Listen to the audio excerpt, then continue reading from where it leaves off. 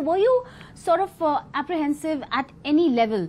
Because army is an institution here, as in every country, and you know, that, were you worried that it could appear as if, you know, it's some sort of a negative comment or statement or depiction of the army? It's the most patriotic film, you know. Yes. Absolutely, if you see the film, when we read the script, I can vouch for him also, that when we read the script, we realized that this is the most patriotic film. You're talking, if you're not talking about war, that doesn't mean that you are not talking about army and their honesty and their sense of duty, you know.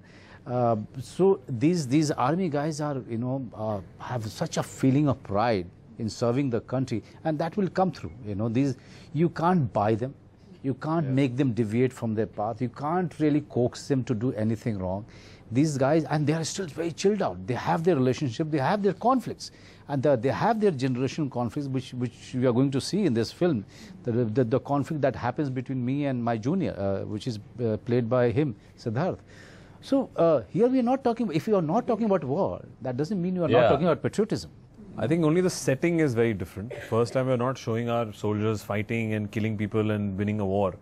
But that doesn't mean that the feeling of patriotism or that respect or that aspiration or that kind of gratitude is not there towards the armed forces. It's and we're not saying it's a true story. You know, it's a fictitious kahani. Definitely, maybe in somewhat because I heard somewhere, I did read somewhere that it is based, certain aspects were taken from true incidents. Isn't that must be true? something that happened in the past, but not specifically, not to the T, not to the details. Like, you know, maybe things like this has happened, but it's not specifically talking about you know, one particular aspect of the army or anything else. It's, as we said, predominantly a mentor-protege film, and in the end you will feel good about these certain characters who are, you know, very true to the country, fighting for the country, even when they're not at war.